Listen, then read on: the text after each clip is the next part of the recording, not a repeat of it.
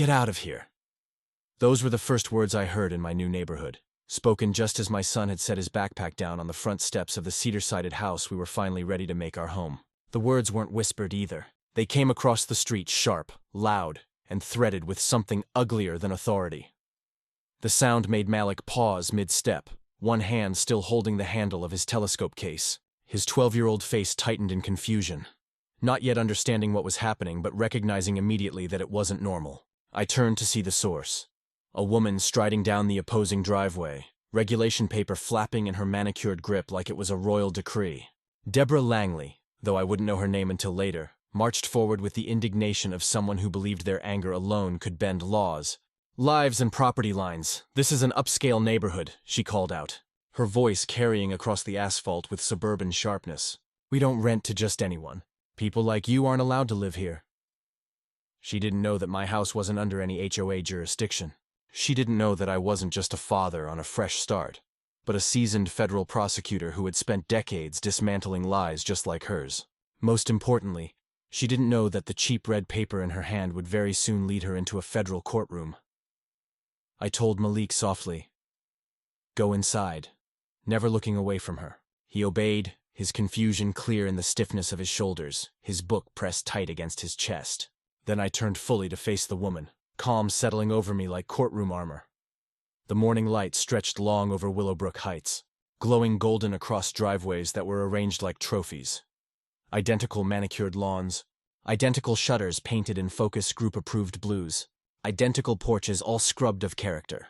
Deborah fit the landscape perfectly, her crisp blouse, navy slacks, and tightly pulled blonde hair designed to radiate control. Her nails were immaculate, her face flushed with conviction. She stopped at the edge of my property line as though expecting the ground itself to swallow me back across the boundary. She introduced herself like a monarch. "I'm the president of the Willowbrook Heights Homeowners Association." The title rolled off her lips like it carried legal weight equivalent to the Supreme Court. She waved the red paper in emphasis, declaring, "According to our regulations, this property cannot be occupied by unauthorized residents." The way she lingered on that word, unauthorized, while staring toward my son was all the fuel I needed. My pulse spiked, but my voice stayed level, iron smoothed into silk. 20 years in civil rights litigation teaches you something crucial. Power is often just performance, and the fastest way to dismantle performance is with real law. "I'm Alexander Carter," I said evenly, extending a hand she deliberately ignored. "And this property isn't in any HOA. The deed and municipal records I reviewed before purchase confirm it." Her eyes narrowed, a flicker of uncertainty. Her red paper prop trembled slightly, and I caught my first glimpse of the official document. My legal mind parsed it instantly. Faux letterhead, imitation seal, text cut and pasted with sloppy confidence. Deborah snapped quickly to cover her slip. "Don't try to lawyer your way out of this," she barked, thrusting the paper toward me. "This is a cease and desist order from the planning department. You violate residential codes, and I have full authority to enforce community standards." I took the paper, turning it casually as if examining a menu. My fingertips told me everything. Flimsy copier paper, ink smudged, signature fonts lacking human pressure. My trained eyes caught more. Non-existent municipal codes cited, fake authorities invoked, legalese phrases stitched together like patchwork. Fraud. Federal fraud. My chest went cold, not with fear, but the sharpened thrill of recognition. Deborah had committed document fabrication, 5 years in prison, minimum, if proven. And if she'd taken the trouble to produce this for me, it wasn't her first. That meant other families had tasted this juvenile dictatorship. Other newcomers had been targeted under her veneer of standards. Malik peeked through the screen door, his expression half anxious, half hopeful, reminding me of his mother all over again, her same sharp intelligence shining in his eyes. He didn't deserve this on day one of his new home. He deserved safety. He deserved certainty. "I'll need to review this with colleagues," I said calmly, folding the fraudulent notice and sliding it into my jacket pocket like evidence, which it now was. "I work in federal law enforcement, so you understand how seriously we treat false documentation." I didn't miss the way her mask slipped for half a heartbeat, just long enough for me to see that hint of panic, the awareness that I wasn't the usual compliant mark she steamrolled with mock authority. Then, snapping her spine straight, she forced her smirk back into place. "Federal law enforcement," she repeated, tone mocking. "How convenient." She leaned closer. "Well, Mr. Carter, you'll find this community has specific standards. And we've never had any problems maintaining them before. The weight she put on that last word wasn't accidental. Neither was the pointed glance she shot toward my son. I let her depart without another word, watching her heels clack sharp as rifle cracks against the concrete. Neighbors were in windows, I noticed then. Curious eyes, nervous eyes, some scribbling notes, some shrinking back. Deborah clearly thrived on these performances. I was just her latest stage partner. My phone buzzed. An unknown number. The text read, "She did the same thing to the Rodriguez family last year. Check county records for 1247 Maple Street." I looked up, trying to catch which window harbored my anonymous ally. Every curtain fell. Every watcher vanished. They lived in her shadow but wanted her downfall. That night, after Malik finished setting his telescope on the back deck and bouncing with excitement over Jupiter's moons, I sat at my desk with the fraudulent notice under magnifying glass. Every inch screamed incompetence, stolen letterhead, mismatched city seals, forgeries on top of forgeries. Then I spotted it, a faint coffee stain at the top right corner. Beneath it, clear as day, a partial fingerprint. A gift Deborah didn't mean to leave. Enough evidence to start a federal case file. The phone rang at 9:47 p.m. precisely. Same unknown number. A nervous female voice whispered, "Mr. Carter, today wasn't personal. It's business. She's done this to 4 families in 3 years, and she's going to do worse to yours." By morning, my strategy had crystallized. Deborah didn't just deserve to be stopped. She needed to be exposed. 20 years of prosecution had honed one truth. The best defense was often an unrelenting offense. I suited in neutral business casual, slipped a digital recorder in my pocket, and walked to 1156 Oak Drive, a colonial whose very facade screamed micromanagement. When Deborah answered, brows drawn tight, I introduced myself with ease. David Mitchell, Willowbrook Community Journal. I'm running a feature story on successful neighborhood management. Would you share your perspective? The power of the word journalist was instant. Suspicion melted into teeth-showing charm. She invited me into a living room curated like a showroom. Every crystal figurine staged, every photo an ode to generational perfection. Yet beneath the perfume and polish lingered cigarette smoke and ambition, thick and sour. "I'd be delighted," she purred, settling into her leather throne. Her face tilted upward as if already posing for her feature. "We've managed to preserve property values and community standards other neighborhoods can only dream of." I pulled out the recorder, setting it on the coffee table, pressing record with deliberate slowness so she could see it glow red. Her posture straightened like a queen about to issue decree. "Tell me about your approach to maintaining neighborhood quality," I said, letting my voice take on exactly the respectful tone people like Deborah craved from the media. "What specific strategies have you found most effective?" She leaned forward eagerly, clearly relishing the opportunity to showcase her methods to what she believed was a legitimate reporter. "Well, David, it all comes down to being proactive about the type of residents we attract and retain," she began, her voice taking on the lecturing quality of someone who'd given this speech many times before. "We have very clear standards about property maintenance, behavioral expectations, and frankly, the kind of families that understand and appreciate what we've built here." The way she emphasized kind of families while maintaining her sweet media smile told me everything. I needed to know about her true motivations. I pressed further, adopting the role of an impressed journalist, seeking specific details. "That's fascinating.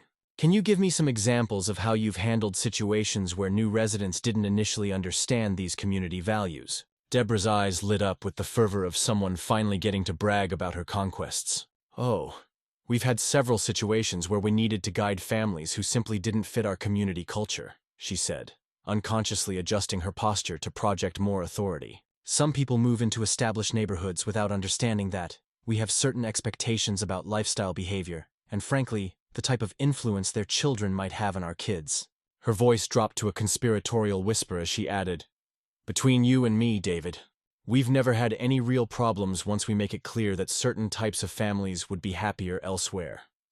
The smoking gun came when I asked about her most recent success story. "I understand you've recently addressed a situation with a new family," I said, maintaining my fake reporter persona while internally celebrating as she took the bait completely. "Can you walk me through how you handled that particular challenge?" Deborah's chest swelled with pride as she launched into a detailed account of yesterday's confrontation, completely unaware that she was confessing to multiple federal crimes on a digital recording device. "The Carter family moved in without proper authorization, and I immediately issued official documentation to correct the situation," she explained, her voice carrying the satisfaction of someone who believed she'd won a significant victory. Some families need to understand that established communities have standards, and we don't compromise those standards for anyone regardless of their background or circumstances. As I prepared to leave, Deborah walked me to the door with the satisfied air of someone who believes she just secured positive media coverage for her reign of terror. I hope your article will help other communities understand the importance of strong leadership in maintaining neighborhood excellence, she said, shaking my hand with the firm grip of someone accustomed to dominating every interaction. Feel free to contact me if you need any additional information or specific examples. I thanked her profusely for her time and insights, promising that her story would definitely be told exactly as she'd presented it. The moment I stepped off her porch, I felt the weight of their recording device in my pocket like a loaded weapon. Her own words, now the very evidence that would destroy her carefully constructed empire of prejudice and intimidation. Walking back to my house, I noticed Mrs. Henderson from 3 doors down, watching me from her kitchen window with obvious curiosity. When I waved, she quickly looked away, but not before I caught the nervous expression on her elderly face. Something about her reaction suggested she knew more about Deborah's activities than she was willing to admit publicly. My phone buzzed with a text from the same unknown number as yesterday. She just called someone named Bradley. Be careful. I glanced around the seemingly peaceful neighborhood, noting how many windows had curtains that twitched slightly as I passed, and realized that Deborah's network of control extended far beyond what I had initially imagined. That evening, while Malik worked on his astronomy homework at the kitchen table, I transcribed the most damaging portions of Deborah's recorded confession. Her casual admission of targeting families based on background and circumstances provided clear evidence of discriminatory intent, while her claims about official documentation and proper authorization demonstrated a pattern of fraudulent government impersonation. Just as I finished organizing the evidence into a preliminary case file, my phone rang with a call from Councilman Bradley's office, inviting me to a friendly neighborhood meeting tomorrow evening to discuss community integration and mutual understanding. Deborah's counterstrike came 72 hours later with the sophistication of someone who'd learned from her previous failures. Instead of relying on fake documents or obvious lies, she orchestrated what appeared to be a legitimate incident involving multiple witnesses and property damage. I was reviewing architectural blueprints in my home office when I heard shouting from the front yard, followed by the unmistakable sound of metal scraping against metal. Through my window, I watched a middle-aged man in work clothes pointing aggressively at Malik's skateboard while examining scratches along the side of a silver Honda Civic. Deborah stood nearby with her phone already recording, her voice carrying clearly across the morning air as she narrated the supposed crime for her video evidence. I saw the whole thing happen, declared the witness. A man I'd never seen in the neighborhood before, his voice loud enough to attract attention from every nearby house. The kid deliberately rode his skateboard right into this car, then tried to run away when he realized someone was watching. He wore a paint-stained t-shirt and had the weathered hands of someone who worked construction, lending credibility to his blue-collar appearance. Malik stood frozen on our front walkway, his face a mixture of confusion and fear as he clutched his school backpack and stared at the damage he supposedly caused. The scratches ran along the driver's side door in a pattern that would have required impossible physics for a skateboard to create, but the witness seemed confident in his detailed account of events that never actually occurred. I stepped outside to assess the situation, immediately noting several inconsistencies that my prosecutorial training had taught me to spot in manufactured evidence. The scratches were too high and ran in the wrong direction for skateboard contact. The paint transfer was brown rather than the black of Malik's skateboard wheels.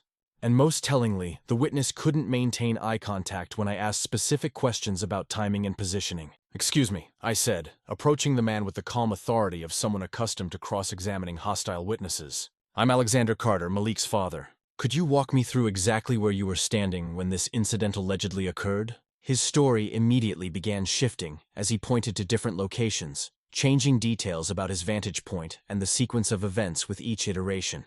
The real breakthrough came when I started asking questions that any genuine witness would easily answer. "What time did this happen?" I inquired, pulling out my phone to check Malik's school schedule. "My son was in first period math class at Roosevelt Middle School from 8:15 to 9:10 this morning, and I have his teacher's attendance records right here." The supposed witness's face flushed as he stammered about maybe getting the time wrong, then claimed it might have been yesterday instead of today. Deborah quickly stepped in to support her hired actor, but her intervention only made the fabrication more obvious as she tried to coach him through his failing performance. "Terry saw what he saw," she insisted, using the man's name for the first time and inadvertently revealing their prior relationship. I pulled out my own phone and began recording the conversation, a move that immediately changed the dynamic of the entire confrontation. "Terry, you said you witnessed this incident," I continued, switching into full federal prosecutor mode. "Can you describe what my son was wearing when he allegedly damaged this vehicle?" Terry's eyes darted to Deborah for guidance before he stammered out a description of red shoes and a blue jacket, directly contradicting the black sneakers and gray hoodie that Malik was actually wearing. "Interesting," I said, zooming my camera in on Malik's outfit. "And you're certain about these details because you were paying such close attention to a random child in the neighborhood." The man's story began crumbling entirely as he realized he'd been caught in multiple lies, his hired performance falling apart under basic questioning. The final nail in Terry's credibility came when I asked for his contact information and local address. "I'll need your details for the police report and insurance claim," I explained. Watching his panic escalate as he realized the implications of providing false information to law enforcement. Terry claimed he was just visiting a friend in the neighborhood and didn't have his ID with him, conveniently forgetting which house he was supposedly visiting when I asked for specifics. His nervous glances toward Deborah became increasingly obvious, and I noticed her making subtle hand gestures that looked suspiciously like coaching signals. "You know what, Terry?" I said, pulling up my contacts list. "Let me call Officer Williams from the County Sheriff's Department. He's great at sorting out these kinds of witness credibility issues." Terry's performance completely collapsed when he heard the words Sheriff's Department. He began backing toward his rusty pickup truck, mumbling about being late for work and not having time for police reports. Deborah tried to salvage the situation by demanding that I pay for the car repairs immediately, but her hired witness was already climbing into his vehicle and starting the engine. "Wait," I called out, walking quickly toward the departing truck and managing to photograph the license plate before Terry sped away. "I'll need that contact information for the insurance company." His tires squealed slightly as he accelerated out of the neighborhood, leaving Deborah standing alone next to the damaged Honda with her credibility in shambles. That afternoon, I ran the license plate through my law enforcement contacts and discovered that Terry Williams had 2 previous arrests for fraud and was currently on probation for participating in insurance scams. More importantly, his cell phone records showed a cash payment from Deborah 3 days earlier through a mobile payment app, complete with a memo line that read, "Acting job, neighborhood issue." The digital trail was so clear that Evina, first-year law student, could build a case for conspiracy to commit fraud. As I compiled the evidence, my phone buzzed with another text from mysterious neighborhood ally. "She's calling an emergency community meeting for tomorrow night. Bradley will be there. Be ready for their real plan." The Willowbrook Heights Community Center hadn't seen this much activity since the annual 4th of July barbecue. But tonight's gathering carried none of that celebratory atmosphere. Councilman Bradley had transformed the usual folding chair setup into something resembling a formal hearing, complete with a podium, microphone system, and what appeared to be a court reporter taking notes in the corner. Nearly 60 residents packed the room, their conversations creating a nervous buzz that reminded me of jury selection day in federal court. Bradley himself commanded attention from behind the podium in his expensive suit and perfectly styled gray hair, projecting the kind of political authority that came from years of unopposed municipal elections and backroom dealings that never quite crossed into outright illegality. "Ladies and gentlemen, we're here tonight to address serious concerns about community safety and property values." Bradley announced, his voice carrying the practiced cadence of someone who delivered countless speeches about protecting suburban paradise from unnamed threats. "Recent incidents involving vandalism, disrespect for established residents, and disregard for community standards have prompted several neighbors to request immediate action." His eyes found mine across the crowded room as he continued. "We believe in due process and fair hearings, which is why we've invited all parties to present their perspectives before we vote on appropriate community responses." The way he emphasized appropriate responses while maintaining his political smile told me this entire meeting was an orchestrated theater designed to legitimize a predetermined outcome. Deborah took the microphone next, her confidence restored by the formal setting and supportive audience that Bradley had clearly helped assemble. She'd prepared a PowerPoint presentation complete with property value statistics, crime rate comparisons, and carefully selected neighborhood photos that painted Willowbrook Heights as a besieged community under attack from unspecified outside forces. "Over the past 5 years, our HOA has successfully maintained home values 15% above comparable neighborhoods," she declared, clicking through slides that showed declining property prices in areas with demographic changes and rising crime rates correlated with rental properties and transient residents. Her presentation never explicitly mentioned race, But every image and statistic was carefully chosen to reinforce fears about the kind of families that supposedly threatened suburban stability and financial security. When Bradley called my name to respond, I walked to the front of the room carrying 3 manila folders that I'd spent the afternoon preparing for exactly this moment. "Thank you, Councilman Bradley," I said, setting the folders on the podium and looking directly into the audience of concerned faces. "I appreciate this opportunity to address the community, especially since it gives me a chance to share some important information that everyone here deserves to know." I opened the first folder and pulled out a document that made Bradley's political composure falter for the first time all evening. This is the official dissolution order for the Willowbrook Heights Homeowners Association, signed by Judge Margaret Thompson on the 15th of September, 2015, after the organization was found guilty of financial fraud and discriminatory practices. The room went completely silent as I held up the court document, its official seal clearly visible to everyone present. "According to this legal ruling," I continued, opening the second folder to reveal Deborah's recorded confession transcripts, "any person or group claiming HOA authority in this neighborhood has been operating illegally for the past 8 years. I activated my phone speaker and played a 30-second excerpt of Deborah explaining her methods for handling families who didn't fit the community culture, her own voice filling the community center with undeniable evidence of discriminatory intent. Several residents shifted uncomfortably in their seats as they recognized the voice and realized the implications of what they were hearing.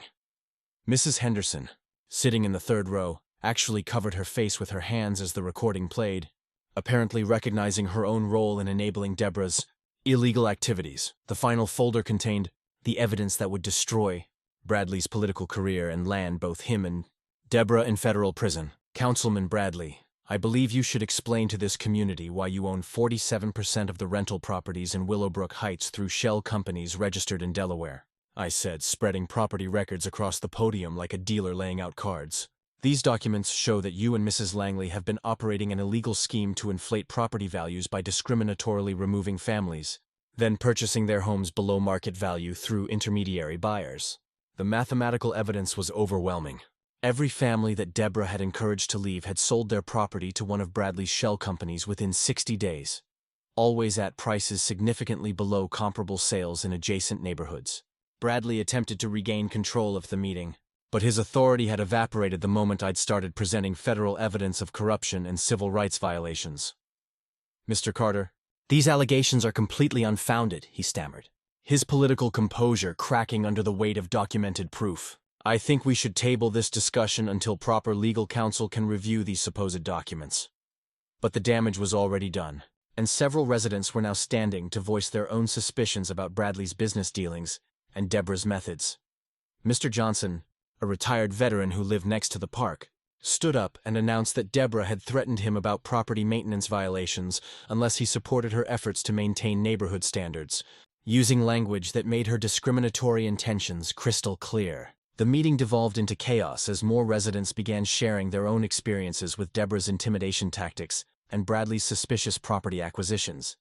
Mrs. Wilson, who'd been silent until now, stood up near the back of the room and declared that she'd been threatened with fake legal action when she'd questioned the legitimacy of HOA fees that Bradley's office had claimed were mandatory. "I've been afraid to speak up for 3 years, she announced, her voice carrying clearly over the increasingly angry crowd. "But after hearing Mr. Carter's evidence, I realized we've all been victims of an organized criminal conspiracy." The community center erupted in conversations as neighbors began comparing notes about their experiences, creating a chorus of evidence that would provide federal prosecutors with dozens of additional witnesses and victims. As the meeting broke up in confusion and anger, Bradley hurriedly gathered his papers and headed for the exit, but not before leaning close to my ear and whispering, "This isn't over, Carter. You have no idea what you're dealing with." Deborah lingered near the podium, her face pale with rage as she watched her carefully constructed empire crumble in front of the entire community. "You think you won something tonight?" she hissed as I packed up my evidence folders. "But tomorrow morning, you're going to discover that there are consequences for destroying other people's lives." Her threat carried the unmistakable tone of someone who still believes she held cards that hadn't been played yet. And as I walked to my car, I couldn't shake the feeling that tonight's victory had just painted an even bigger target on my family's back. Deborah's promised consequences arrived at precisely 7:42 a.m. the next morning, delivered by 2 patrol cars that blocked Malik's usual route to Roosevelt Middle School. I watched from my kitchen window as my 12-year-old son was ordered off his bicycle by officers who treated him like a dangerous criminal, rather than a kid carrying astronomy textbooks and a lunch packed with his favorite peanut butter sandwiches. The lead officer, a stocky man with sergeant stripes, approached Malik with his hand resting on his weapon belt, while his partner circled to block any potential escape route. "We received a report about a suspicious individual on a blue bicycle casing houses in this neighborhood," the sergeant announced, his voice carrying the practiced authority of someone who delivered this speech countless times before to countless young black men who'd committed no crime beyond existing in spaces where they weren't wanted. The systematic nature of this harassment became clear when I arrived at the scene and demanded to see the initial police report. Detective Thomas Harris, Bradley's friend from the municipal police force, had responded to a 911 call from Deborah that described a male juvenile, approximately 16 to 17 years old, African-American, riding a blue bicycle, in a manner consistent with surveillance activities for potential burglary. Her detailed description included references to gang-affiliated clothing patterns and aggressive behavior toward residents, creating a fictional narrative that transformed my son's daily school commute into evidence of criminal intent. The dispatch recording, which I immediately requested through my federal law enforcement credentials, revealed Deborah's calm, calculated voice describing threats that existed only in her imagination and fears that she'd manufactured to weaponize the police against my family. What made this attack particularly sophisticated was its coordination with the broader power structure that Bradley had spent years building throughout the municipal government. Harris wasn't just a random officer responding to a complaint. He was Bradley's former college roommate and current business partner in several real estate ventures that I hadn't yet discovered. The timing of the stop, the specific language used in the police report, and the immediate escalation to detention, rather than a simple questioning, all indicated advanced planning and official coordination. "Your son matches the description of a suspect in several recent break-ins," Harris explained, when I demanded justification for the detention, but his nervous demeanor and shifting explanations revealed someone following orders rather than investigating genuine criminal activity. The true scope of their network became apparent when I used my federal prosecutor credentials to access the full case file and discovered a pattern of similar incidents targeting every family that had challenged Deborah's authority. Over the past 3 years, the Wilson family's teenage son had been arrested for loitering 2 days before they moved away. The Garcia family's daughter had been cited for disturbing the peace after walking her dog past Deborah's house, and the Thompson family's twin boys had been detained for suspicious gathering when they played basketball in their own driveway. Each incident had been investigated by Harris. Each family had been represented by the same overworked public defender, and each case had been resolved with plea agreements that included relocation requirements disguised as community service obligations.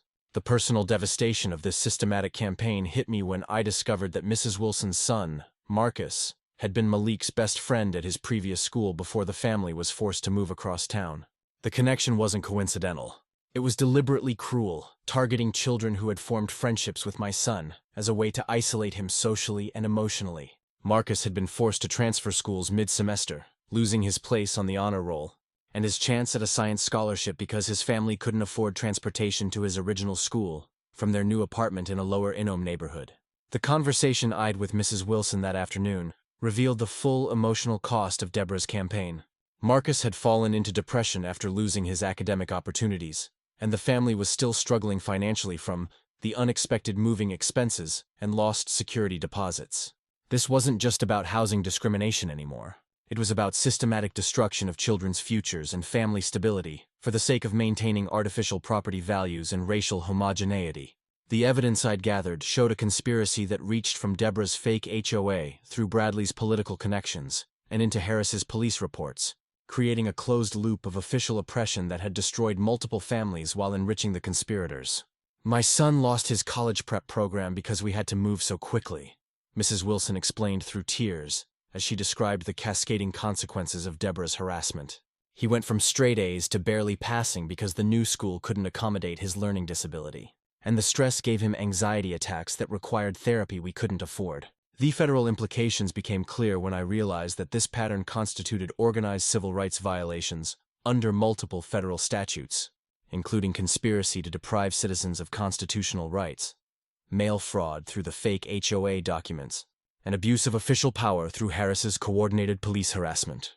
Each family that had been targeted represented a separate federal case, and the documented coordination between Deborah, Bradley, and Harris created a racketeering enterprise that could result in decades of federal prison time. As I compiled the evidence into a comprehensive federal complaint, my phone rang with a call from an unknown Washington, D.C. area code that would change everything about this case. "Mr. Carter, this is Special Agent Sarah Thompson from the FBI Civil Rights Division." The voice on the phone announced with the crisp professionalism of someone who'd spent years investigating exactly this type of systematic oppression. "We've been monitoring a pattern of housing, discrimination and official corruption in your area for the past 18 months, and your recent community meeting has provided us with several missing pieces of our investigation." She explained that Deborah and Bradley's operation was part of a larger network that spanned 7 municipalities across 3 states, using identical methods to maintain racial segregation while generating illegal profits through coordinated property manipulation. "We've been waiting for someone with your legal background and federal credentials to provide us with the inside access we needed to build prosecutable cases against the entire network." The scope of the federal investigation was staggering.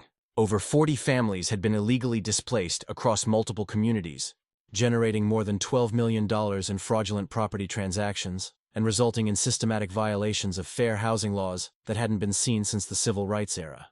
Agent Thompson explained that my evidence about Bradley's shell companies and Harris's coordinated harassment had filled crucial gaps in their case, providing the final proof needed to show criminal intent and organized conspiracy. "We're prepared to move forward with federal arrests within the next 72 hours, she explained. "But we need your family to maintain normal routines while we coordinate with local authorities who aren't part of the corruption network." That evening, as Malik worked on his science project about Jupiter's orbital mechanics, I struggled with the knowledge that our personal fight for dignity and fair treatment had uncovered a federal criminal enterprise that had destroyed dozens of families across multiple states. The weight of responsibility was overwhelming. We weren't just fighting for our own right to live peacefully in our chosen home. We were now key witnesses in a federal case that could expose systematic racism and corruption at levels I'd never imagined. "Dad, are we going to have to move again?" Malik asked quietly, as he adjusted his telescope to track the movement of Jupiter's largest moons. His question revealing the anxiety that he'd been carrying since the police detention that morning. "Because Marcus said his family is happy in their new neighborhood, and maybe it would be easier if we just found somewhere else to live too." Malik's discovery in the Roosevelt Middle School library archives changed everything about our legal strategy and revealed the true historical irony of Deborah's racist campaign. While researching a social studies project about local community development, my son stumbled across a cardboard box labeled Willowbrook Heights Planning Documents 1975 to 1980 that contained correspondence from the original neighborhood architect. The letter that would destroy Deborah's entire narrative was written in faded blue ink on professional letterhead from Davis & Associates, architectural firm, dated the 12th of March, 1979, and signed by Robert Davis himself. "I designed this community with the explicit intention of creating America's first truly integrated lakeside development," Davis had written to the County Planning Commission. "Every lot has been sized and positioned to attract families from diverse backgrounds, and the restrictive covenant specifically prohibits any form of racial or ethnic discrimination in housing sales or community governance." The legal implications of Davis's letter were devastating to everything Deborah and Bradley had built their scheme upon. Not only had the original architect intended Willowbrook Heights as an integrated community, but the founding documents explicitly prohibited the kind of HO restrictions that Deborah had been illegally enforcing for years. Davis's architectural plans, preserved in the same archive box, showed community spaces designed to encourage interaction between families of different backgrounds, with a central park, shared recreation facilities, and mixed housing types that would naturally attract economic diversity. The success of this project will be measured not by property values or demographic homogeneity, but by our ability to prove that Americans of all backgrounds can build prosperity together when given equal opportunities, Davis had concluded in his letter, essentially providing a mission statement that directly contradicted every action Deborah had taken as her fake HOA president. Agent Thompson's arrival at my house that afternoon confirmed that our personal battle had become the centerpiece of a federal investigation that reached far beyond Willowbrook Heights. She brought with her a team of FBI forensic accountants who'd been tracing Bradley's shell company transactions across 7 states, discovering a sophisticated money-laundering operation that used discriminatory housing practices to generate illegal profits on a massive scale. "Your evidence about the fake HOA documents provided us with the missing link we needed to connect Bradley's local corruption with a network that's been operating since 2018, Thompson explained as her team spread financial records across my dining room table.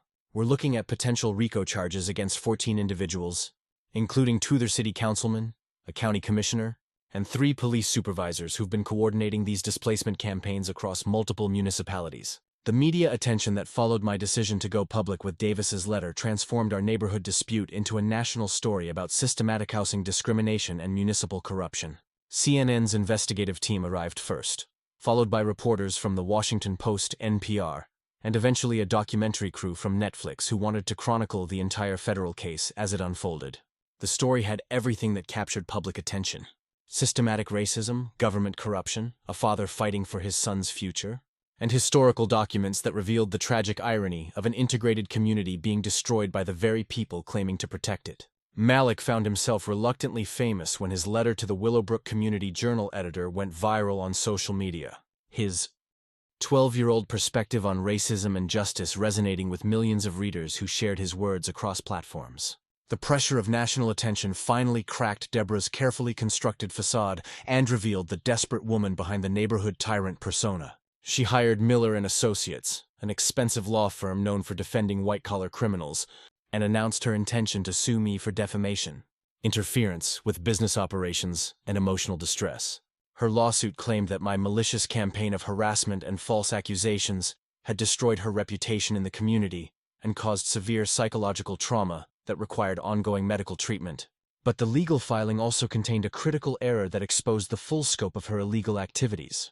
Her lawyers had claimed damages based on lost income from legitimate HOA management services, essentially admitting that she'd been collecting money for an organization that had been legally dissolved 8 years earlier. Bradley's response to the mounting federal pressure revealed the true extent of his political connections and the lengths he was willing to go to protect his criminal enterprise. Instead of accepting responsibility or negotiating a plea agreement, he doubled down on his denials and began threatening everyone who'd provided evidence against him, including several current city employees who cooperated with the FBI investigation. His lawyer, former federal prosecutor David Morrison, held a press conference where he claimed that the entire investigation was politically motivated and accused Agent Thompson of exceeding her authority in pursuit of the agenda-driven prosecution that criminalizes legitimate business practices. The strategy backfired spectacularly when Morrison inadvertently confirmed several details about Bradley's shell companies that hadn't been publicly disclosed, essentially providing additional evidence for the federal case while trying to defend his client. The breakthrough moment came when Mrs. Henderson, the elderly neighbor who'd been secretly observing Deborah's activities for years, finally agreed to cooperate fully with the FBI investigation. Her detailed journals, which she'd been keeping since 2019, documented dozens of conversations where Deborah had explicitly discussed her methods for managing neighborhood demographics and maintaining property values through selective enforcement of fake regulations. I started writing everything down after I saw what they did to the Garcia family. Mrs. Henderson explained during her recorded interview with Agent Thompson. Deborah would come to my house every week to tell me about her plans, and I realized she was using me as a sounding board for ideas that became more racist and more illegal over time. Her journals contain direct quotes from Deborah about keeping certain types of families from contaminating our investment, language that would be devastating in a federal civil rights prosecution. The final piece of evidence that sealed Deborah and Bradley's fate came from an unexpected source: Terry Williams, the unemployed actor they'd hired to falsely accuse Malik of vandalism. Facing his own federal charges for conspiracy and perjury, Terry decided to cooperate with prosecutors in exchange for a reduced sentence. His testimony revealed that Bradley had been recruiting out-of-work actors through Craigslist for years, paying them to provide false witness statements against families that Deborah wanted removed from the neighborhood. He had a whole system worked out, Terry explained in his sworn statement. He'd give us scripts to memorize, background stories about being concerned neighbors, and specific language to use that would justify police involvement and property damage claims. The discovery of this systematic perjury operation added federal witness tampering charges to Bradley's already extensive criminal indictment. As federal agents prepared for coordinated arrests across multiple states, I received an unexpected phone call from Robert Davis himself, now 87 years old and living in a retirement community in Florida. His voice carried the sharp intelligence of someone who'd spent decades fighting for integrated housing and community development, and his anger about what had happened to his architectural vision was palpable, even over the phone. "Mr. Carter, I've been following your story on the news, and I want you to know that I'm prepared to testify in any legal proceedings about my original intentions for Willowbrook Heights," he said. his words carrying the authority of someone who'd helped design communities across the Southeast during the Civil Rights era. What these people have done to families like yours is exactly the kind of systematic discrimination that I spent my career trying to eliminate. And I won't let them destroy 40 years of progress without a fight. That evening, as news trucks lined our street and federal agents completed their final evidence gathering, Malik sat on our back deck with his telescope pointed toward Jupiter, seemingly oblivious to the chaos swirling around our quiet lakeside home. "Dad, do you think Mr. Davis knew that his letter would help us when he wrote it all those years ago?" he asked, adjusting the focus to track Jupiter's orbital movement across the night sky. "Because it seems like he was writing it specifically for families like ours, even though we hadn't been born yet." His question captured something profound about the long arc of justice and the way that one person's vision of equality could reach across decades to protect families they'd never meet, fighting battles they'd never know about in communities they'd never see. The federal courthouse in downtown Birmingham buzzed with an energy I hadn't felt since my days as a prosecutor. But this time, I sat at the plaintiff's table instead of behind the government's bench. Judge Patricia Williams, a no-nonsense federal judge with 30 years of civil rights experience, presided over what had become the largest housing discrimination case in Alabama since the 1960s.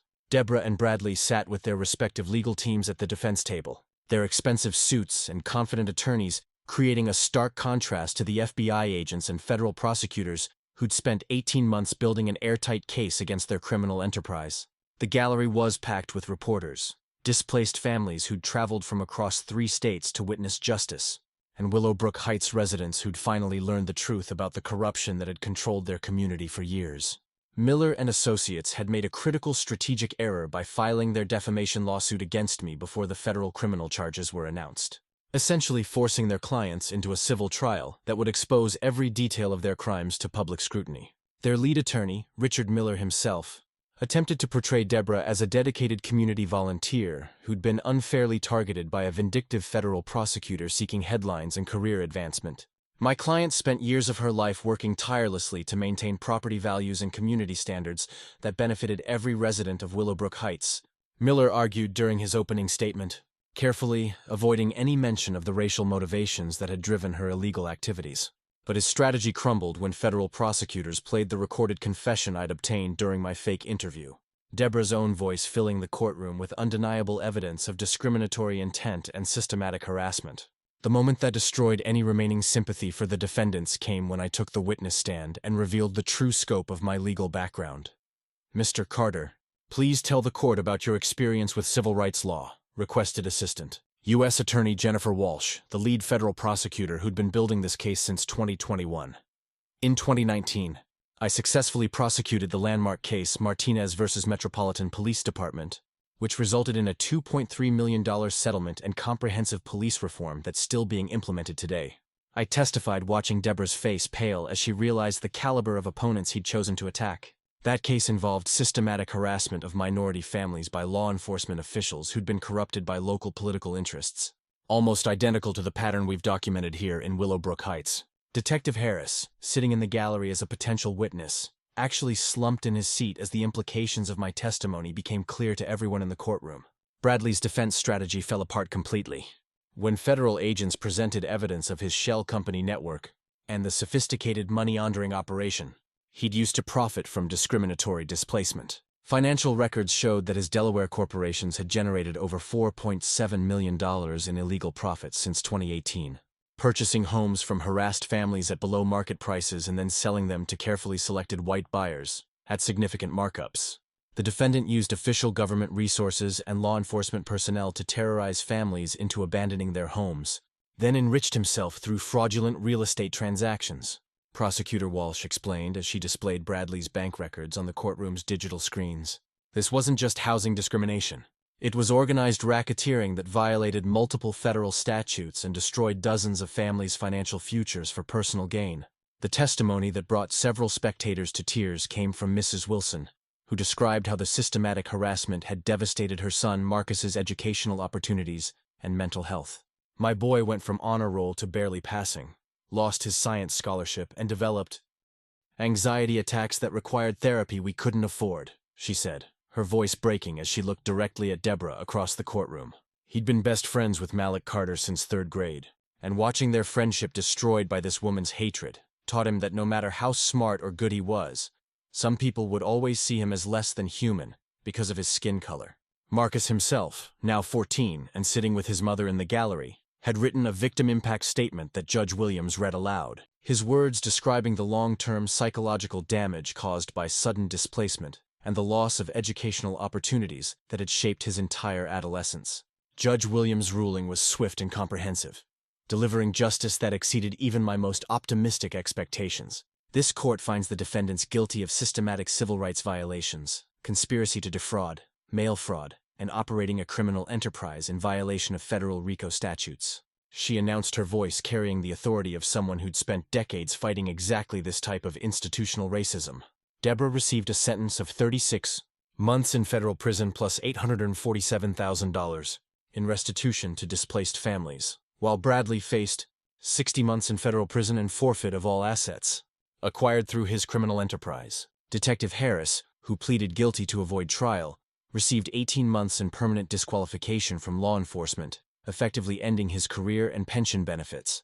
The sentences sent a clear message that federal courts would no longer tolerate systematic housing discrimination disguised as legitimate community management. The broader impact of our case extended far beyond individual justice for our family and the other victims. Within 6 months of the verdict, Congress passed the Housing Justice Act, which provided federal funding for fair housing enforcement and created new criminal penalties for government officials who participate in discriminatory schemes. The legislation specifically referenced our case as an example of how local corruption could systematically deny constitutional rights to entire communities, and it established new federal oversight mechanisms for HOA operations in areas with histories of discrimination. Real estate agents across the Southeast were required to undergo new training about fair housing laws, and multiple municipalities revised their policies to prevent the kind of coordination between local officials and discriminatory organizations that had enabled Deborah and Bradley's crimes. The personal healing that followed the legal victory was perhaps more meaningful than the institutional changes our case had prompted. Mrs. Wilson and Marcus were able to move back to Willowbrook Heights with financial assistance from Bradley's forfeited assets, and Marcus resumed his friendship with Malik as if the forced separation had never happened. The Garcia family returned from Texas, where they'd moved after being illegally displaced, and several other families who'd been scattered across multiple states began the process of reclaiming their place in the community that Deborah had tried to steal from them. The neighborhood itself was transformed with new families of diverse backgrounds, moving into homes that Bradley's shell companies were forced to sell at fair market prices, finally fulfilling Robert Davis's original vision of an integrated lakeside community. On the evening after the final sentencing hearing, Malik and Marcus sat together on our back deck with the telescope pointed toward Jupiter. Their excited discussion of orbital mechanics and space exploration, creating a soundtrack of childhood friendship restored. Dad. Marcus says he wants to be a civil rights lawyer, like you, when he grows up, Malik announced as he adjusted the telescope's focus to track Jupiter's movement across the night sky. But I still want to be an astronaut first, so I can look down at Earth from space and make sure everyone has a place where they belong. His words captured something profound about justice and perspective. The way that fighting for equality on the ground level could inspire dreams that reached literally toward the stars, proving the children who'd been targets of systematic hatred could transform that experience into hope for a better future for everyone. What happened to my family in Willowbrook Heights proves that systematic racism still thrives when good people stay silent. Housing discrimination destroys children's futures and tears apart communities built on equality. We won this fight through evidence, determination, and federal law enforcement who took civil rights seriously. But the battle continues in neighborhoods across America where families face the same hatred we overcame. If this story moved you, support Harper Stories by subscribing and sharing these truths that power doesn't want exposed. Justice requires witnesses.